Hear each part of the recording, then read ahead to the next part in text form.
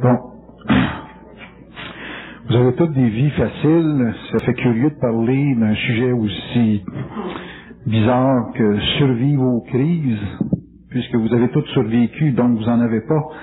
Mais quand même au cas, s'il y a des possibilités de vivre des crises dans la vie financière, sentimentale ou psychologique, il est important de savoir comment y faire face. Nous recevons donc Bernard de Montréal pour nous entretenir sur ce sujet. Bernard.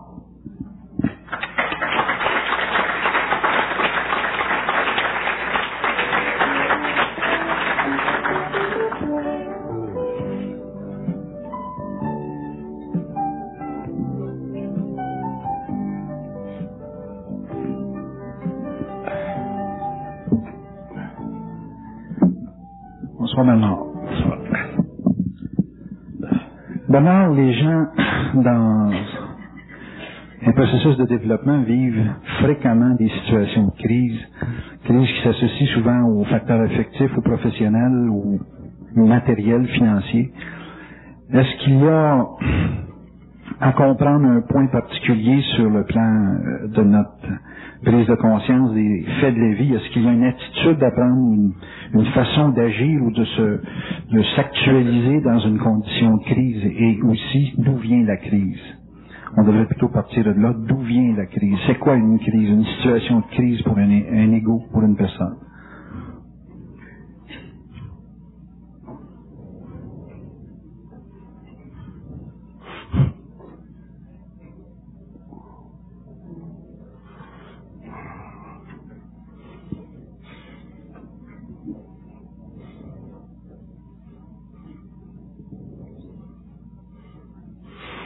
Bon.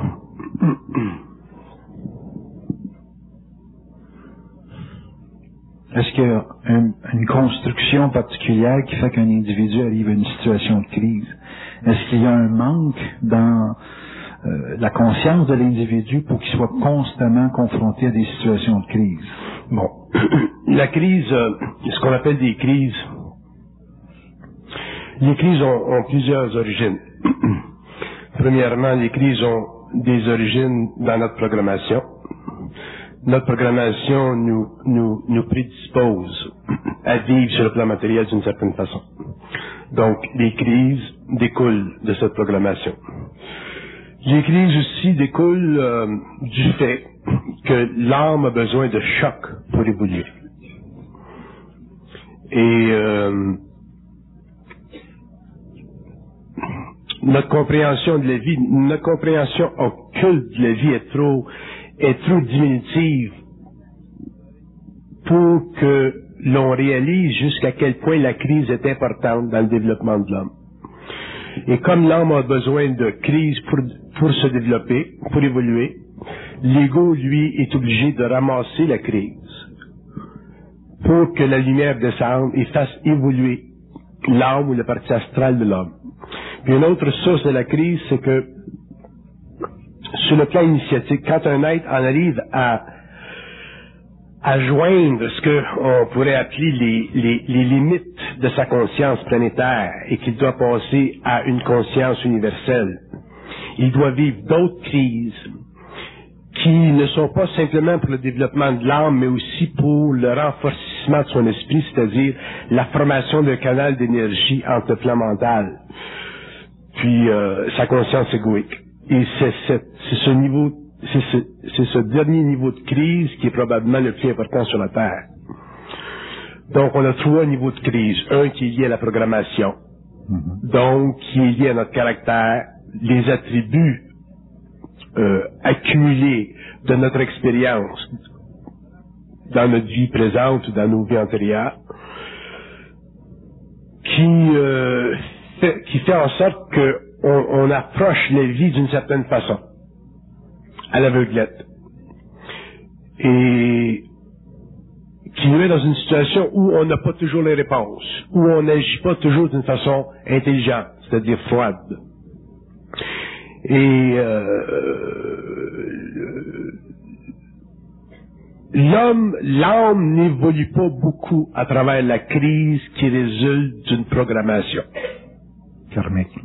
Vous ça fait partie de son karma, ça fait partie de l'ajustement de ses actions, ça fait partie de l'ajustement de la comptabilité de ses actions. Où l'âme évolue beaucoup au niveau de la crise, c'est lorsque l'être, l'ego, commence à comprendre les lois de la vie, c'est-à-dire qu'il commence à reconnaître que la crise est utile. À partir du moment où l'homme reconnaît que la crise est utile, là, il commence à être intelligent de la crise. Et il commence à développer des mécanismes, des façons de traiter avec les événements de la vie. Sur le plan initiatique, c'est un autre niveau. À ce niveau-là, l'homme devient de plus en plus habilité à renverser le processus de la crise et à éteindre les crises. Donc, quand on regarde le phénomène de la crise, on le regarde au niveau de la programmation, l'humanité en général. On regarde au niveau de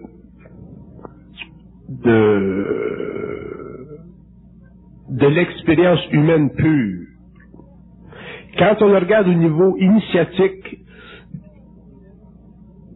on en arrive à réaliser que l'être humain sur la Terre étant un être de lumière, c'est-à-dire un être qui dispose de moyens de contrer à sa programmation.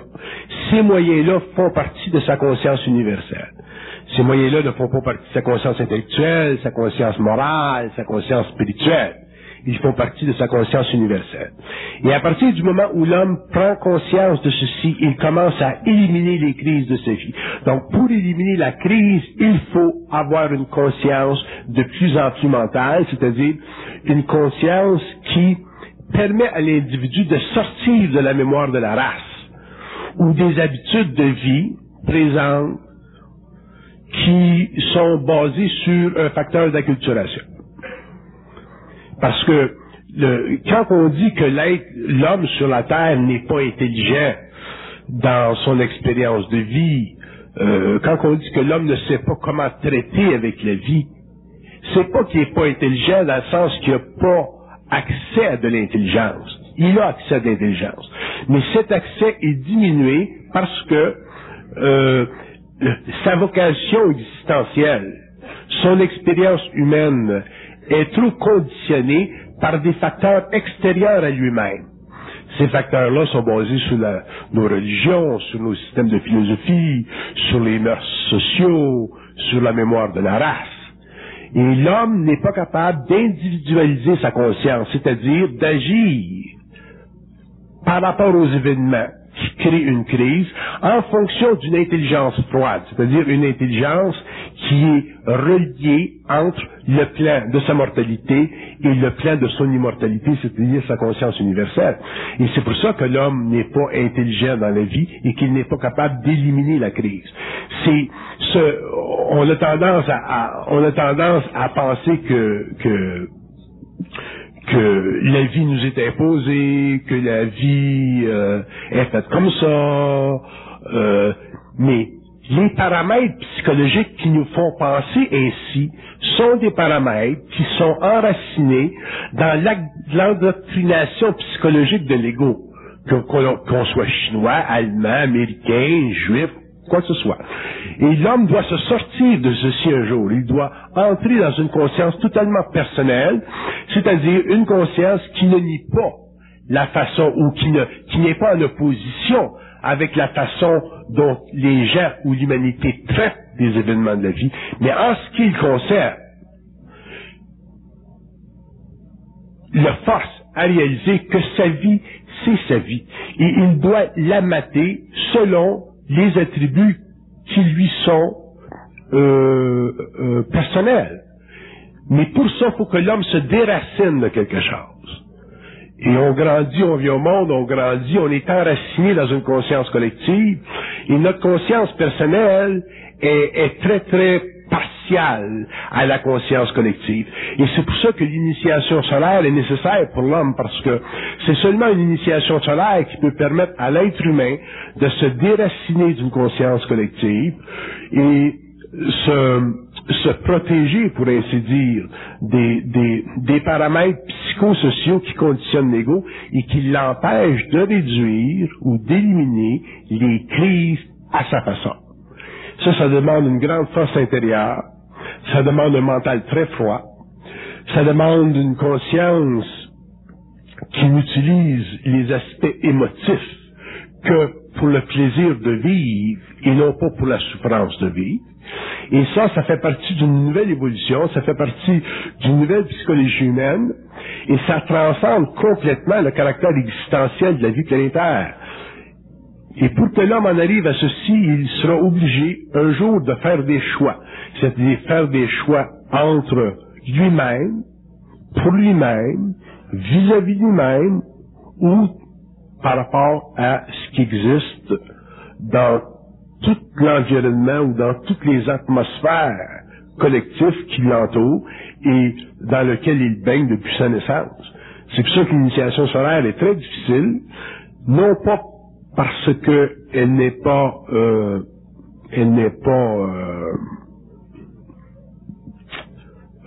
arrêtable, mais parce que elle force l'ego à dépasser la moindre de ses craintes.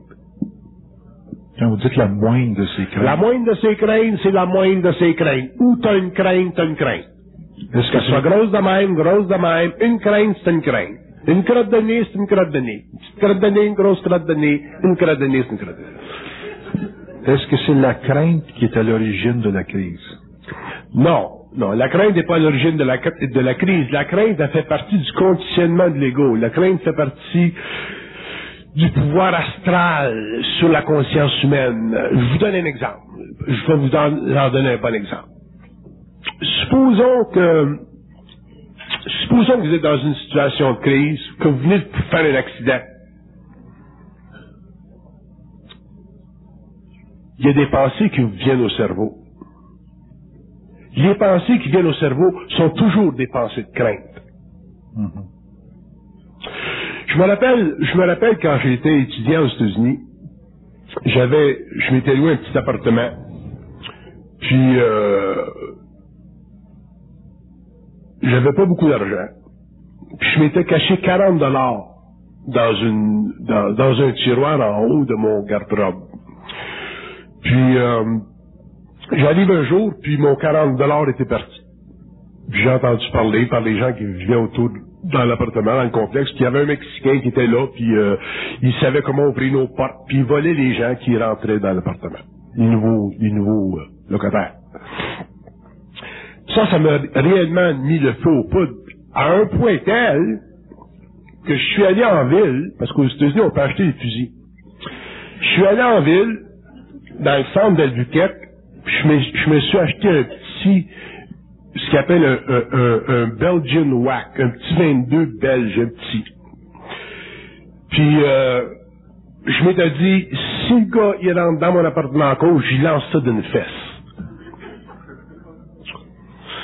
Fait que, je reviens à mon appartement, puis un soir, j'entendais le type qui essayait, fait que je m'ai caché en arrière de la porte. Sais-tu qu'est-ce que c'est la pensée qui m'a passé par la tête? C'est que si j'y tirais d'une fesse, ce qui est un moindre mal, si je tirais d'une fesse, probablement que je perdrais mon visa d'étudiant. C'est ça qui m'a empêché de tirer d'une fesse. Puis probablement, s'il était rentré, il n'est pas rentré dans l'appartement, mais s'il était rentré dans l'appartement, probablement que je n'aurais pas tiré parce que cette pensée-là m'avait conditionné à la crainte de perdre mon statut d'étudiant aux États-Unis. Tandis qu'aujourd'hui, théoriquement, s'il m'arriverait la même chose, c'est pas d'une fesse que j'y tirerais, tu sais. Ce que je veux dire, c'est que on est conditionné par la crainte à partir du plan astral. Puis quand plus l'homme va passer du plan astral au plan mental, autrement dit, plus l'homme va passer du plan de l'âme au plan de l'esprit, plus l'homme va vivre sa conscience mentale d'une façon catégorique, d'une façon très résiliente, en puissance. la crainte n'existera plus, puis l'homme, à ce moment-là, pourra facilement entrer dans des domaines de conscience universelle qui sont très lourds, qui sont très, très lourds. La conscience universelle, c'est très lourd. Ce n'est pas... la conscience universelle, c'est pas...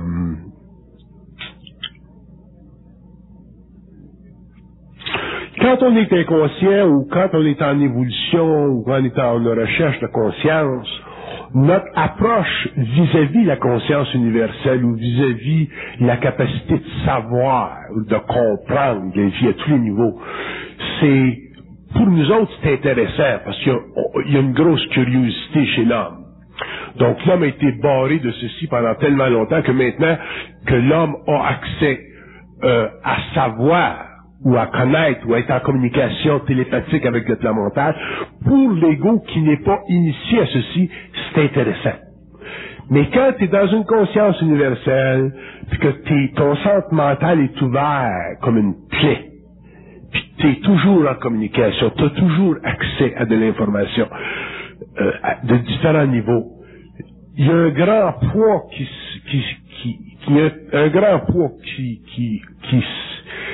s'établit, qui se place sur les épaules de l'individu. Et ce n'est pas facile d'avoir une conscience universelle.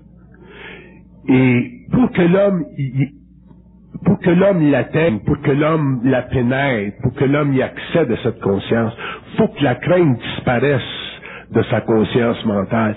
Sans ça, l'homme ne pourrait pas supporter une conscience universelle. Il craquerait. Ce serait quoi l'ultime crainte? L'ultime crainte, quand tu as une conscience universelle, l'ultime crainte... Ah, ça, c'est intéressant quand même. L'ultime crainte pour un homme conscient, ce serait la certitude. La certitude...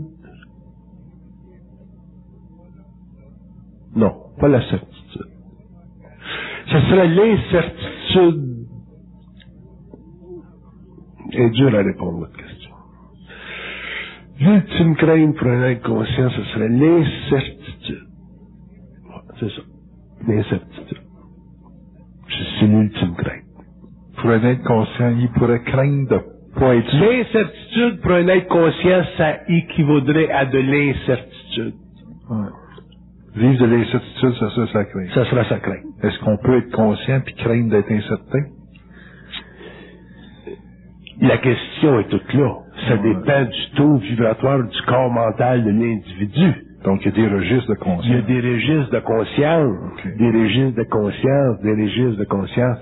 Puis une fois que le canal mental est ouvert, puis que l'homme est dans une conscience universelle, qui est en contact avec le double, et ainsi de suite, qui n'est plus en contact avec les registres de l'astral. La notion de la vie ou les notions de la vie sont totalement renversées. Mm-hmm.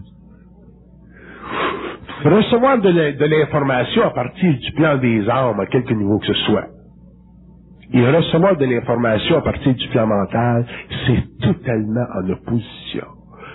Le plan mental est totalement en opposition avec le plan astral. Parce que le plan astral, c'est le plan de la mort, le plan mental, c'est le plan de l'immortalité. Donc, ce sont des mondes totalement différents. Et la gestion de cette énergie-là dans notre cerveau matériel, quand on est sur le plan matériel. Quand tu es en dehors de ton corps matériel, c'est une autre chose. Mais quand tu es dans ton corps matériel, cette gestion-là, elle est très lourde parce que il y a constamment un travail qui se fait. Il y a un travail qui se fait, un ajustement qui mène éventuellement à la dislocation du corps éthérique, le maintien capillaire du corps éthérique, pour que le corps éthérique ne puisse plus se dissoudre lorsque l'homme finalement arrive au port de la mort et que l'homme puisse passer du plan astral au plan éthérique. Donc, pour que le corps éthérique demeure indemne lorsque l'homme cesse de vivre sur le plan matériel, il faut qu'il soit sur le plan mental toujours activé électriquement. Et c'est ça qui crée une grande souffrance par exemple, chez un initié, parce que l'initié est obligé de faire deux rôles. Hein? L'initié a le rôle a un rôle universel, qui est occulte, qui est caché, qui est voilé à une civilisation, et l'initié a aussi un rôle à vivre par rapport à lui-même. Et il est constamment obligé d'unifier son énergie. Donc, il est obligé de vivre en tant qu'initié pour lui-même, donc en tant qu'homme pour lui-même, puis il est obligé de vivre aussi en tant qu'initié ou en tant qu'homme pour le travail qu'il fait occultement sur un plan. Et ceci, ça crée beaucoup de stress psychique dans sa conscience. Ça détruit la crainte, puis ça détruit la crainte, puis ça détruit la crainte. Et éventuellement, mais ça crée un canal tellement perfectionné que, éventuellement, techniquement, l'initié ne vit plus d'incertitude. Mais, quand je dis que l'initié ne vit plus d'incertitude, je le dis simplement par rapport à des fractions de conscience qu'il atteint. Un initié ne vit pas une conscience. Un initié ne vit pas une constante conscience. Il est constamment conscient, mais il vit pas une constante conscience. Il vit des fractions de conscience, mais tellement rapprochées que ça équivaut à une conscience constante. Sinon, la vie sur le plan matériel sera trop difficile. Tu peux pas vivre toujours conscient. Tu sortiras de ton corps. Donc, pour te garder dans ton corps, il faut absolument que ça soit brisé, ça. D'ailleurs, c'est très juste c'est très précis de savoir que l'homme meurt et naît instantanément. L'homme meurt et naît. Si on regardait l'homme au niveau électrique, au niveau électromagnétique, au niveau réellement énergétique, on verrait que l'homme meurt, il naît, il meurt, il naît. Mais ça se fait tellement vite que l'impression qu'il vit tout le temps. Bon, ben, l'initié, il vit ça, mais à un degré plus poussé. De sorte que, il meurt, il naît, mais quand il meurt, il sait, puis quand il naît, il sait. Et c'est ça qui crée le stress dans sa conscience. C'est pour ça que je suis obligé de dire que l'initié n'a pas une conscience permanente, mais il est de façon permanente conscient. Est-ce que vous pourriez faire un parallèle à ce moment-là entre cet état de conscience-là de naître et de mourir, comme le corps a des cellules qui se créent, des cellules qui disparaissent? Ça fait partie de ça d'ailleurs. Il y a un parallèle. OK. Est-ce qu'à ce moment-là, Bernard, la crise serait pas une trop grande distance entre les moments de conscience et les moments d'inconscience? Ça, c'est très intelligent ce que vous dites. C'est ça une crise. Une crise, c'est une trop grande distance qu'on laisse entre les événements. De la crise, les crises, c'est pas les crises en elles-mêmes qui sont le problème. C'est notre façon de traiter avec elles. Si on était capable de traiter avec les crises, bang, on ne connaîtrait pas les crises. Donc, on aurait une conscience. On aurait réellement une conscience anti-crise. On aurait une conscience réellement créatrice. Et on serait automatiquement en dehors de la programmation planétaire. Mais à cause de notre mémoire, à cause de notre qualité de pensée, de notre façon de penser, nos mœurs, ainsi de suite, on traite les crises, puis on les allonge, puis on les allonge, puis on les allonge. Puis il y a toujours des facteurs de crainte qui nous font les allonger. C'est la crainte qui nous empêche de résoudre les crises. Puis ça existe au niveau individuel, comme ça existe au niveau international. C'est la crainte qui empêche de résoudre le problème en Yougoslavie. Pour tout tas de raisons. Donc, je comprends bien, une crainte, c'est un facteur de délai. Une crainte, non. Une crainte, c'est un facteur astral qui crée le délai. Il faut toujours considérer la crainte comme un facteur astral, comme un facteur animiste. Ça fait partie de l'âme, crainte. Ça ne fait pas partie de l'esprit, crainte. C'est lié tout le temps lié à la mémoire. C'est toujours lié à la mémoire, c'est toujours lié à l'expérience antérieure, c'est toujours lié à l'accumulation énorme des expériences humaines dans une vie ou dans une autre. C'est de la crainte, c'est de la dégénération. C'est de l'inertie? Non. Ce n'est pas de l'inertie de la crainte, parce que vu du plan astral, de la crainte, c'est de l'action. Mais vu du plan humain, ça devient de l'inertie.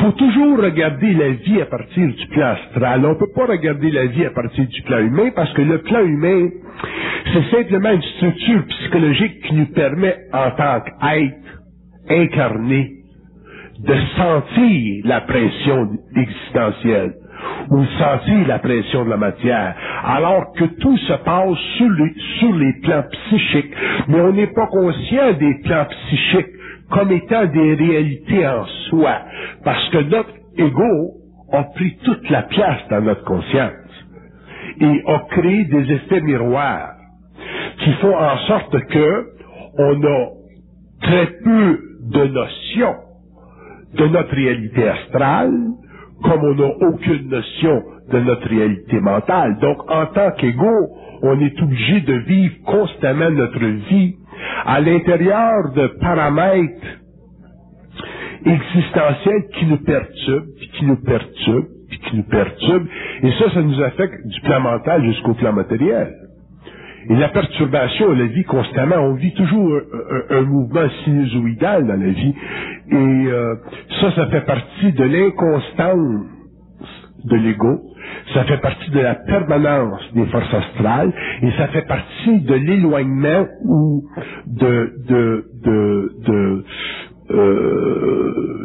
du retrait énorme des forces mentales qui, ultimement, sont notre lumière, sont notre port d'attache, sont notre réalité, notre source, ainsi de suite, ainsi de suite.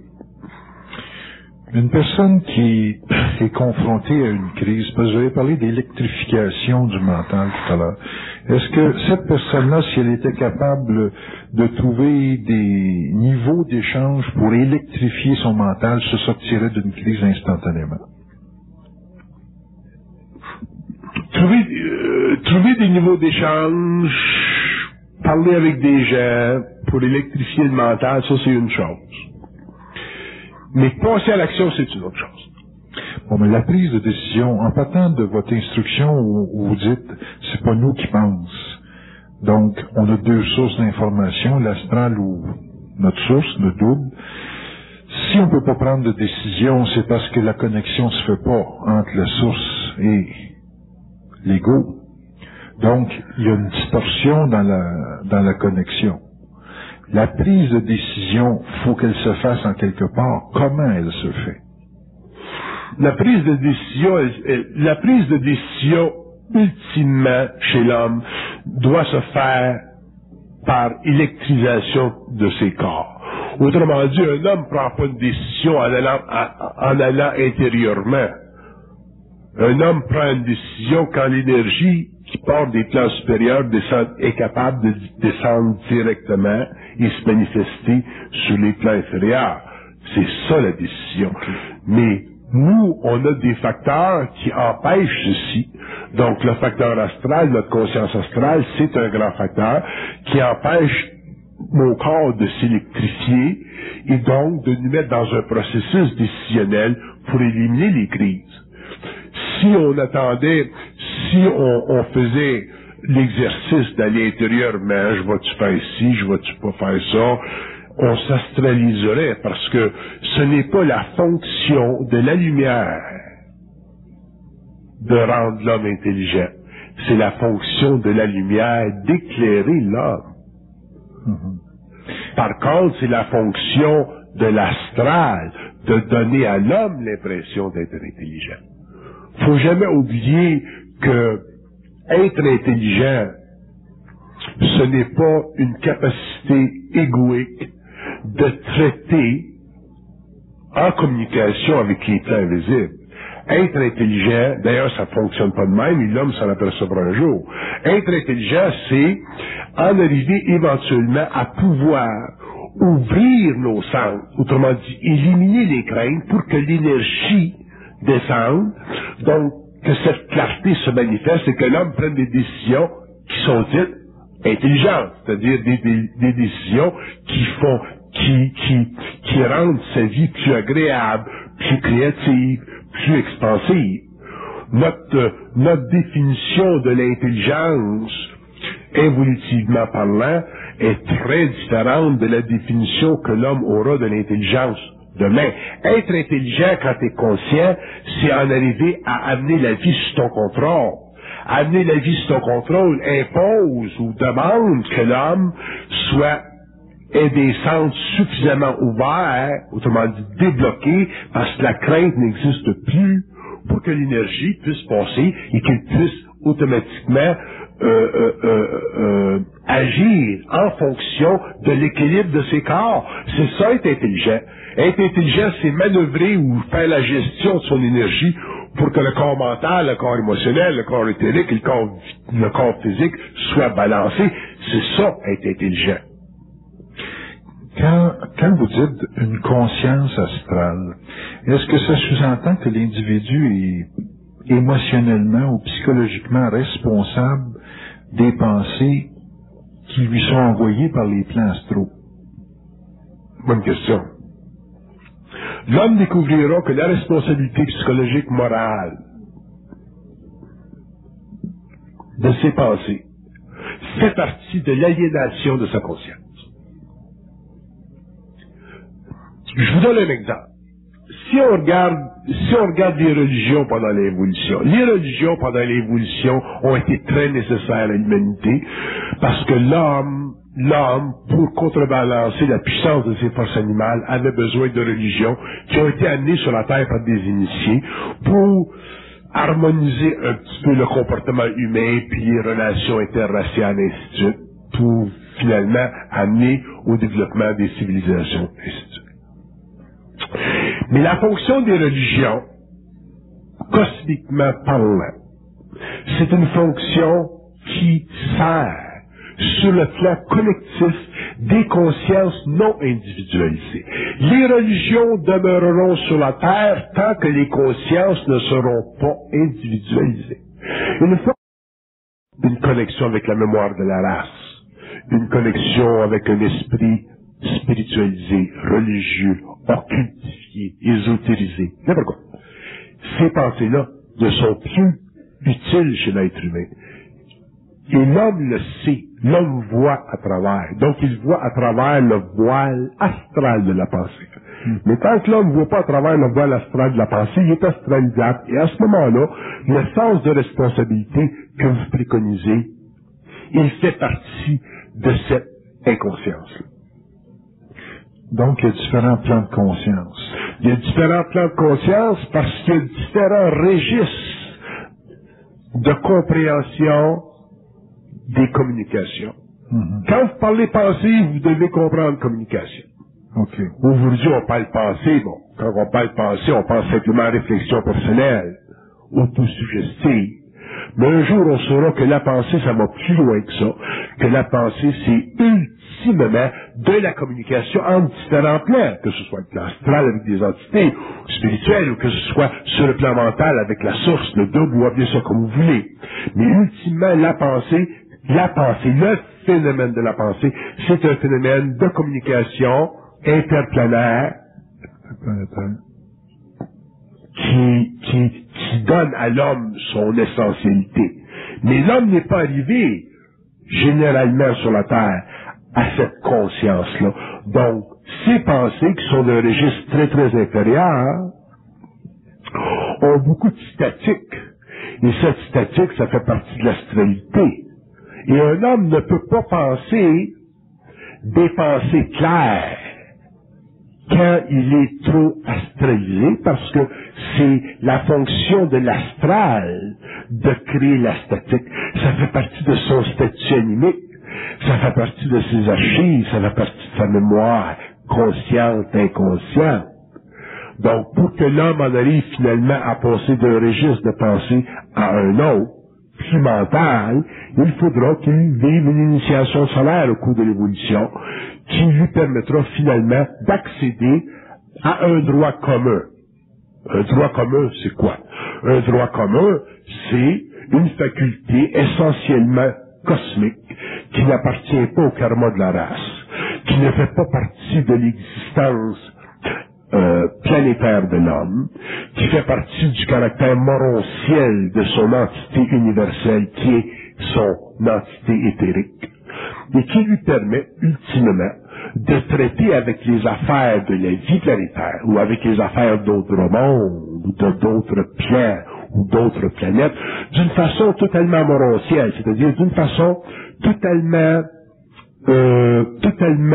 unique, totalement perfectionnée, totalement sous le contrôle de la lumière, c'est-à-dire ses forces qui font partie de lui, mais qui, sous le plan mental et sous le plan morontiel, sont parfaitement unifiées dans ce qu'on appelle une fusion. Est-ce qu'à chaque plan de conscience, il y a un type de décision? À chaque plan de conscience, il y a une inversion de la réalité proportionnelle à la fonction karmique de ce plan de conscience-là. Le seul niveau où un plan de conscience cesse d'être karmique et devient cosmique, c'est lorsque l'homme ou la pensée humaine est reconnectée à un diapason vibratoire qui permet à l'âme de cesser de brouiller les ondes de l'esprit.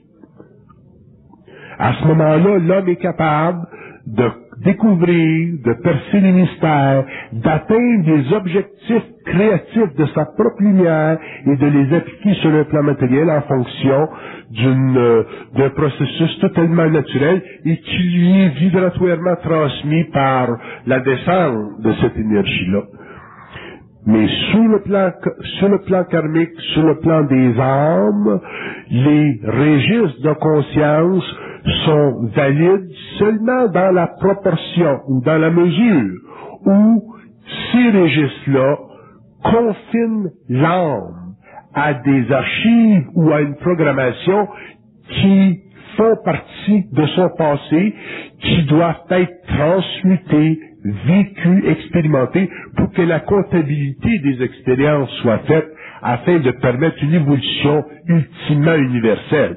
Sinon, l'âme ne pourrait pas évoluer. Donc, si une personne est liée à l'involution, ou même est liée à un processus évolutif, c'est quand même pas lui qui a le contrôle sur le processus décisionnel. Il prend les décisions de son inconscience, où il véhicule simplement une vibration créative, comme vous avez spécifié, qui n'est pas une décision. Il prend des décisions en fonction de son registre mental astralisé, donc il prend des décisions en fonction de son caractère. Il prend des décisions en fonction de l'âme, il prend des décisions en fonction de ses archives. Il prend des décisions en fonction de son expérience antérieure. C'est ce que l'humanité a fait pendant des siècles. Elle a pris des décisions en fonction de son expérience antérieure. Mais c'est plus suffisant pour l'homme de prendre des décisions en fonction de son expérience antérieure, puisque l'expérience antérieure est toujours dominée par des facteurs karmiques, est toujours dominée par des facteurs d'imperfection, c'est-à-dire des limites de conscience. Quand on parle karma, on parle de limites de conscience. Un karma, c'est une limite de conscience. L'homme ne doit pas avoir de limite de conscience. L'homme doit avoir une conscience instantanée, créatrice, universelle, c'est-à-dire une conscience qui est capable de neutraliser instantanément, à volonté, le pouvoir astral de l'âme sur l'ego. Ça, c'est l'évolution. Ça, c'est la conscience supramentale. Ça, c'est l'homme nouveau. Appelez ça comme vous voulez. Ça, c'est l'homme libéré de l'évolution. Est-ce que l'individu conscient, c'est un individu qui a l'impression de prendre une décision ou qui fait simplement... Oui. L'individu conscient a l'impression de prendre une décision et c'est très bon qu'il ait cette impression-là. Sans ça, la vie n'aurait pas de sens pour lui. Donc, on vient automatiquement à la rescousse du libre arbitre. Donc, l'individu inconscient a le libre arbitre, a un libre arbitre. Mais c'est lorsqu'il passe à d'autres registres de conscience qu'il s'aperçoit que le libre arbitre ne fait pas partie de la constitution ultimement universelle de l'âme. Quelle différence qu'il y a entre une prise de décision d'un individu conscient et d'un individu inconscient? La prise de décision de l'individu conscient prend toujours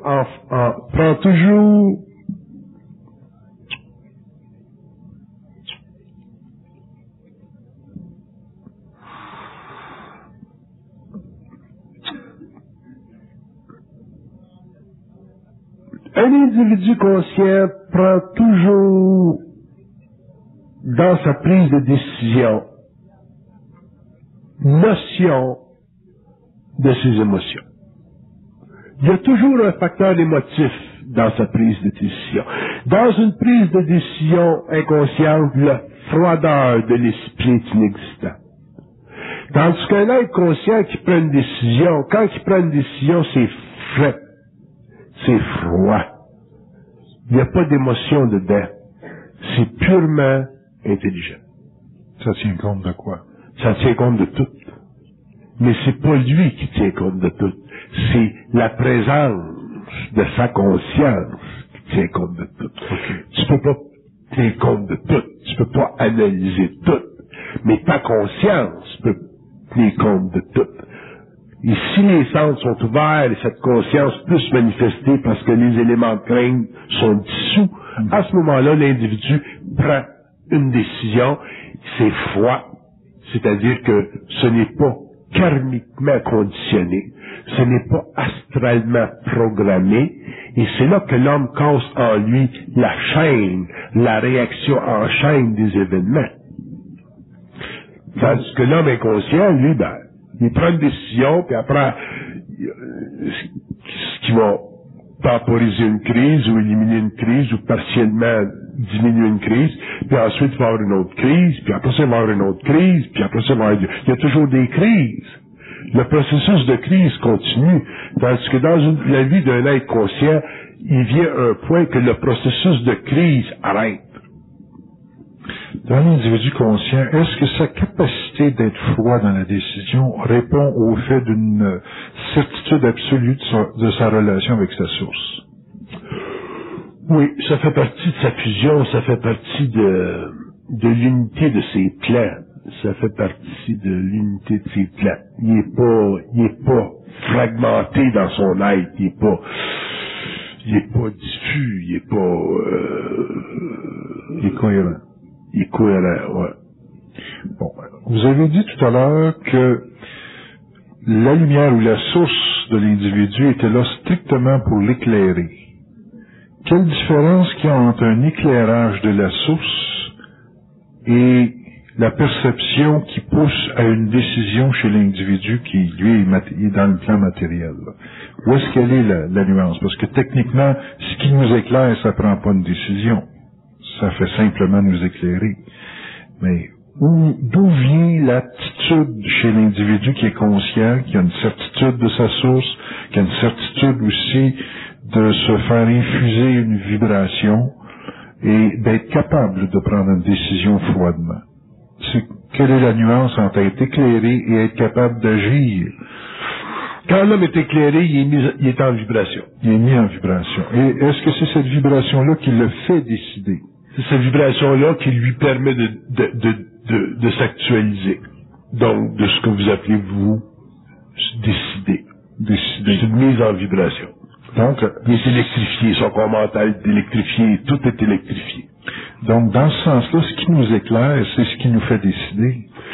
Ce qui nous éclaire, c'est ce qui nous permet de décider. Bon, permet, il y a encore une petite hésitation à dire que ça fait décider. Non. Si je prends une flashlight dans le noirceur, si je prends une flashlight, je vous éclaire. Ouais. Mais je vous dis pas où aller. Mais vous êtes capable de prendre une décision où aller. Mais ça me donne une direction. Non. Je prends une flashlight, ouais. J'éclaire. Bon, j'éclaire. Dans cette direction-là, vous pouvez aller là. Mais ça vous assure que vous pouvez aller là. OK.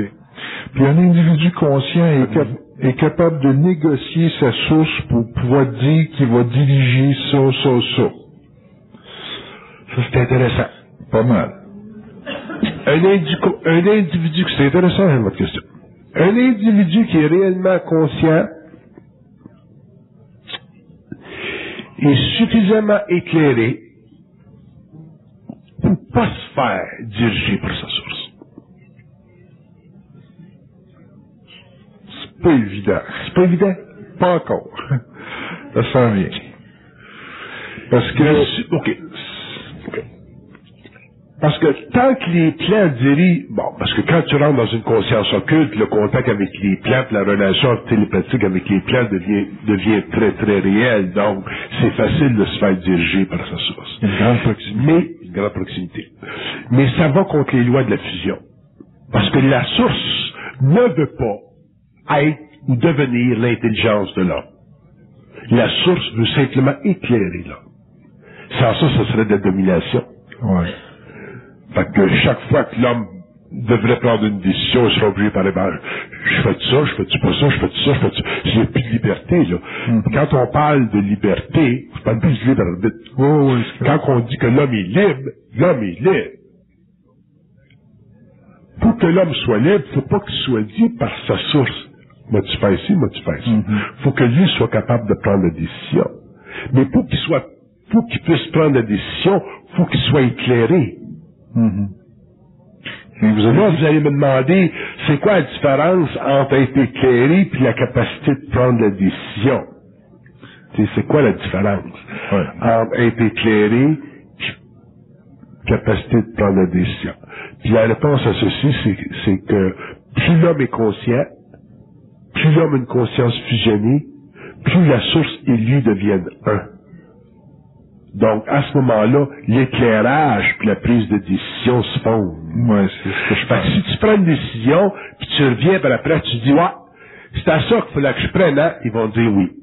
Ben oui, c'est vous. Mais ils te le diront pas avant. Ouais. Parce que s'ils te le disent avant, à ce moment-là, ils t'enlèvent la liberté.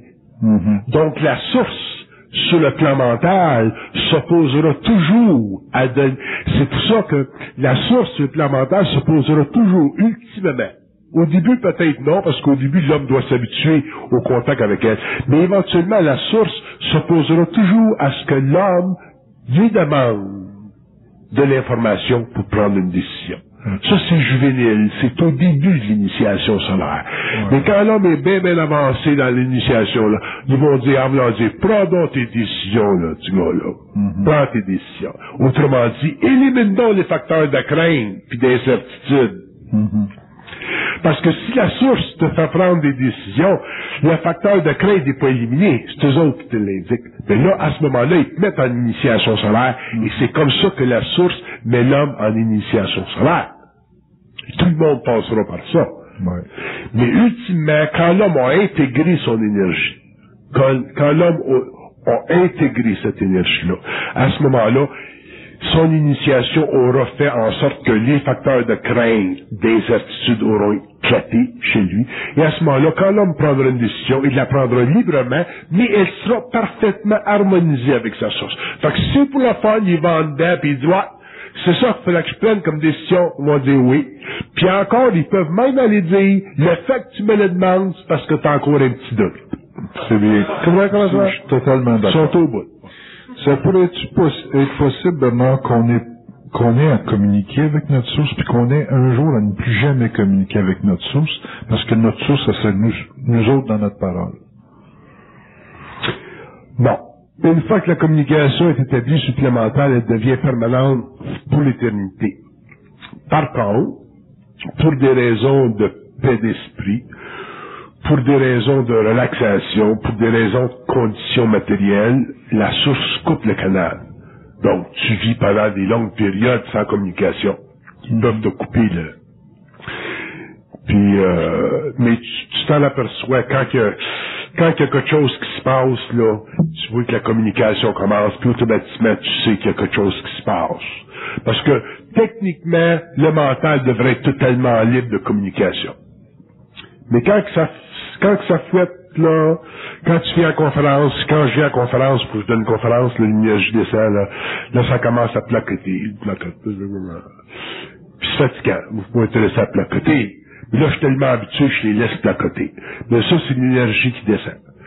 Puis une fois que j'ai commencé la conférence, ça coupe. Puis après ça, après ma conférence, c'est fini.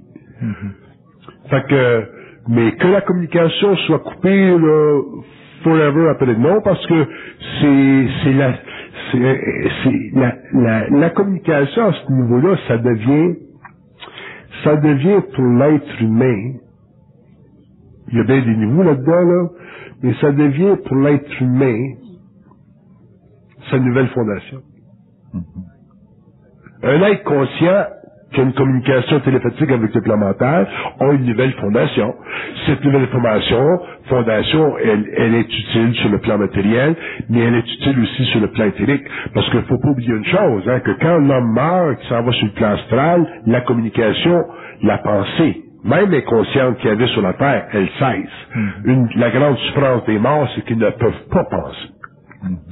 Alors que l'homme, lui, demain, qui sortira de son enveloppe matérielle, qui ira sur le plan éthérique, continuera à vivre la communication. C'est pour ça que la conscience supramentale, qui est une conscience immortelle, elle est immortelle. Pourquoi? Parce que jamais ne cessera la communication avec les plans. Si on me demandait qu'est-ce que c'est la définition la plus fondamentale de l'immortalité, c'est la capacité de l'être de pouvoir communiquer, utiliser les réseaux universels de la pensée après la sortie de son corps matériel. C'est ça le concept. Bon, si vous sortez de votre plan matériel, puis vous conservez votre conscience avec ces plans-là, ça veut dire qu'il vous est jamais donné l'accès à ces plans-là. Vous demeurez sur un autre plan. Ah, mais les cochons avec les cochons, puis les poules avec les poules.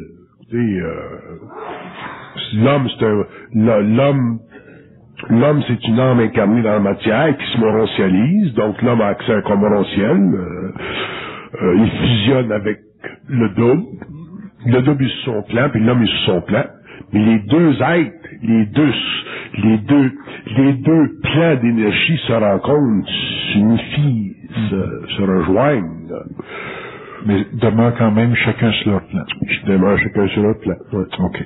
On vient au plan astral, où le phénomène de la prise de décision à ce niveau-là est... Quand tu regardes une allumette, tu frappes une allumette, tu frappes le souffle de l'allumette, puis tu as le feu, mais c'est toute l'allumette. L'immortel, c'est la même chose. Il y a la lumière, la source, il y a un petit bâton d'allumette, c'est lui, sur le plan éthérique, mais c'est une unité, ça. Puis un être conscient, c'est une allumette qui brûle tout le temps. Un être conscient, c'est une allumette qui brûle tout le temps, puis c'est fatigant de brûler tout le temps. Parce que il y a toujours un ajustement, puis un ajustement, puis un ajustement, puis un ajustement. C'est pour ça que c'est très important pour l'être conscient d'éliminer de sa vie les crises. Oui. Un être conscient ne peut pas vivre avec de la crise. C'est aussi anti sa réalité de vivre des crises sur la Terre que c'est normal pour l'homme évolutif de vivre des crises sur la Terre.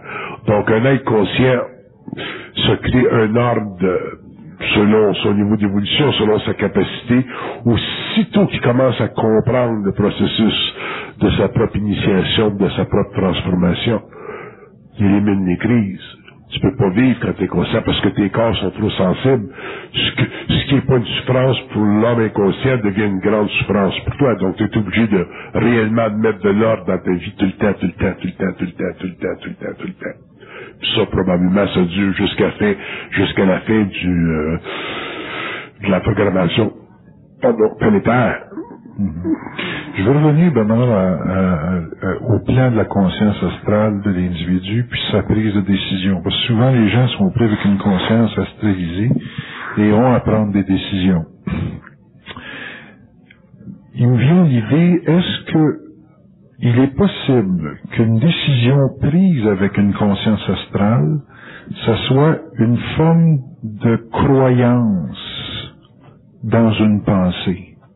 C'est-à-dire que le fait de penser en jeu, style je pense que j'ai tel problème, donc je pense que je décide telle chose, voudrait signifier que l'individu, quand il vit de l'inconscience, prend une décision sur la base qu'il croit à sa pensée.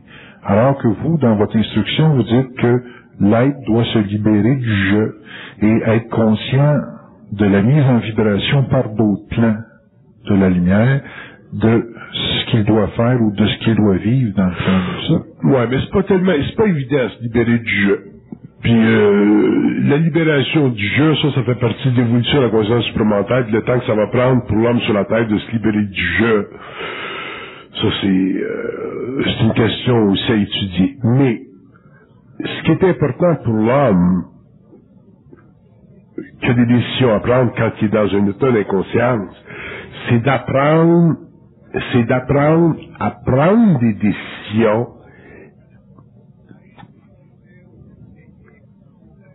en étant toujours conscient du facteur de crainte qui l'empêche de le faire.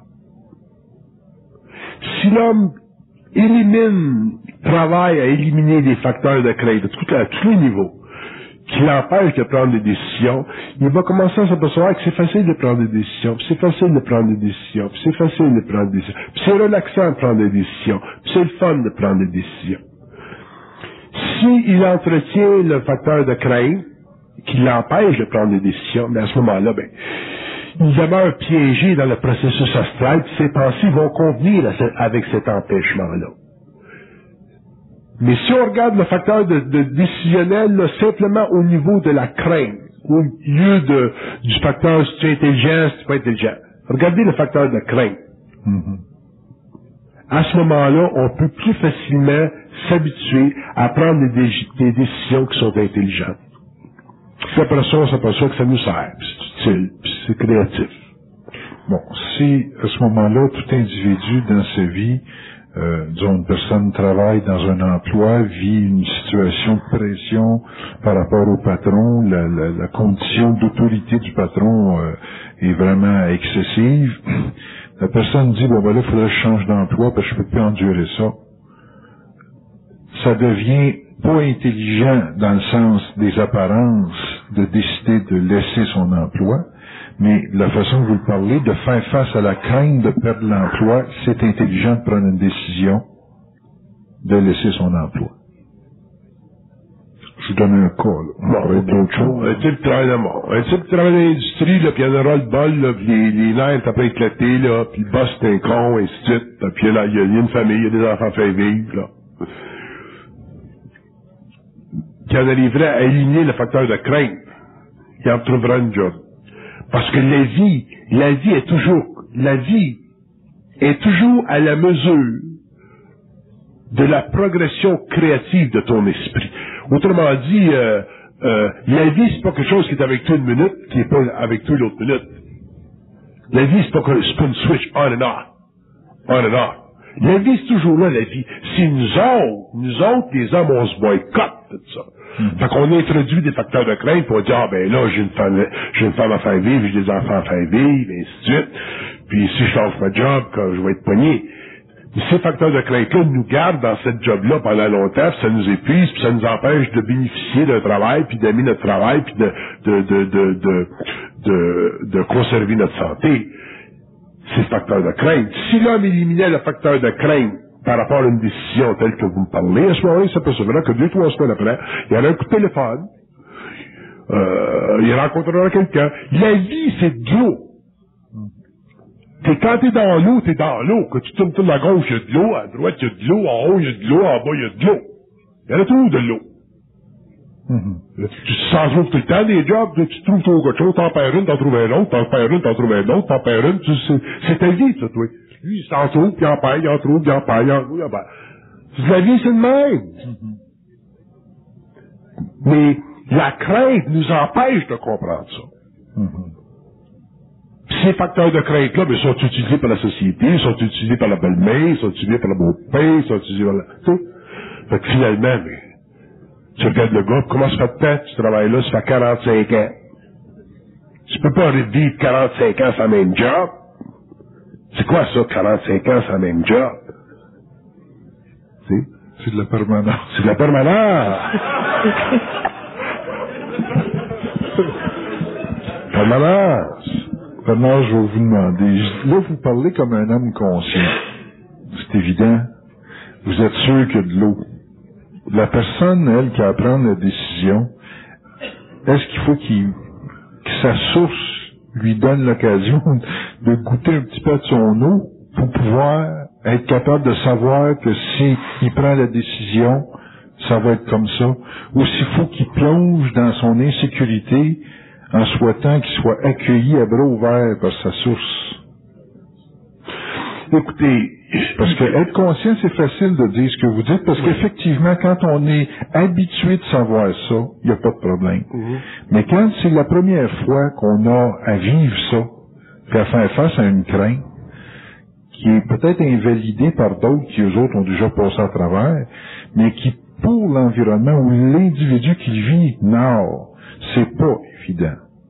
Qu'est-ce qui doit se passer? C'est quoi la chimie électrique qui permet à l'individu de pouvoir dire, bon, là, ce coup-là, ça s'arrête ici?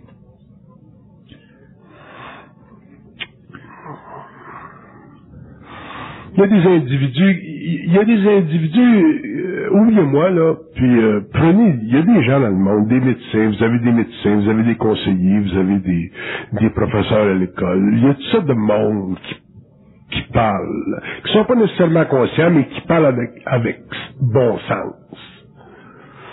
Donc, la notion d'éliminer la crainte de nos décisions, c'est une notion qui peut être épousée par des centaines de personnes dans notre société, qui sont avec nous autres, qui sont dans notre environnement, des parents, des amis, ainsi de suite. Mais c'est à nous autres de pouvoir bénéficier de ce que ces gens-là peuvent nous dire. Il y a des gens qui sont capables de mettre en application des choses. Il y a des gens pour qui c'est plus difficile d'appliquer de ces principes-là. Mais ça fait partie de l'évolution de chacun. Tu peux pas demander à un type qui est réellement craintif, inquiet, avec un esprit réellement rachitique, de faire des choses extraordinaires pour lui-même, parce qu'il est déjà dévoré par l'incertitude. Ça, c'est son niveau d'évolution, c'est sa programmation, il n'y a pas de formule universelle pour ça. Mais ces choses-là sont dites, ces choses-là sont présentées à l'homme, à tous les niveaux. À tous les niveaux. Il y a des gens qui donnent des sessions de motivation dans le monde pour motiver les individus. Donc, il y a des gens dans le monde qui amènent vers nous des notions intéressantes, utiles, valables, qui ont été testées dans l'expérience psychologique de l'ego. Puis c'est à nous autres de les prendre. Si on le regarde d'un point de vue initiatique, où ça devient plus catégorique, mais éventuellement, l'homme réalisera que c'est comme ça que ça marche. C'est comme le petit gars qui va à l'eau, qui va apprendre à nager. C'est pas évident, ça, que quand tu sens qu'un enfant de 7 ans à l'eau, qu'il va se ramasser sur le bord de la rive, c'est pas évident. Quand même, son père dit que moi, je l'ai fait, puis je me suis retrouvé au bord de la rive. Pour lui, c'est pas évident de traverser 30 pieds de piscine. Fait que le père, qu'est-ce que tu veux que le père fasse? Tu sais, si le petit veut pas le faire, il faut qu'il va le crisser à l'eau, mais il va être obligé simplement par survival d'atteindre l'autre, à moins qu'il soit réellement rachitique dans l'esprit, puis là il se laisse descendre dans le fond de l'eau. Ça, je le doute, mais je suis sûr qu'il y en a du monde de même qui se laisserait aller. Mais ça c'est des cas graves. Ça évolue pas du monde de même. Alors, je vous ramène dans la deuxième partie pour étudier ce mécanisme-là de confiance dans l'autre quand on est en situation de crise. Merci pour la première partie.